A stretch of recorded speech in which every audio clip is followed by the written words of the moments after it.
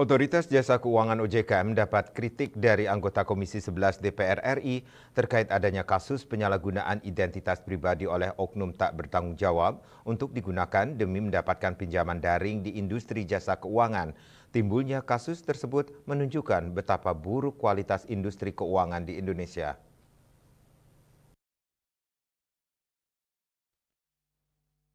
Anggota Komisi 11 DPR RI, Kamrus Sada mengatakan bahwa dalam hal ini OJK hanya sebagai lembaga yang menerima laporan tetapi tidak ada penindakan pengawasannya. Dalam keterangan tertulisnya yang diterima di Jakarta seperti dikutip dari kantor berita Antara, menurutnya validasi data yang sangat buruk bisa membuat kepercayaan publik menurun.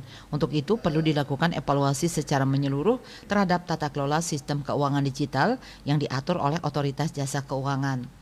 Sesuai mandat Undang-Undang Informasi dan Transaksi Elektronik Nomor 1 Tahun 2024, transaksi keuangan digital wajib diamankan dengan tanda tangan elektronik tersertifikasi.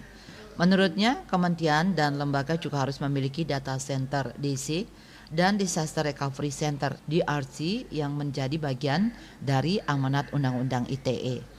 Selama DRC belum ada, akan terus muncul korban-korban lainnya. Sementara itu, Ketua Dewan Komisioner OJK, Mahendra Siregar mengatakan pihaknya akan mendalami laporan-laporan masyarakat terkait penyalahgunaan identitas pribadi pelamar kerja untuk pinjaman daring.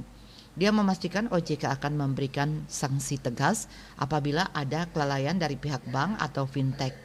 Mahendra juga memastikan OJK akan mendalami kasus 27 pelamar kerja di Pusat Grosir Cililitan PGC Jaktim yang datanya dipakai orang tak bertanggung jawab untuk pinjaman daring. Bali Pos melaporkan.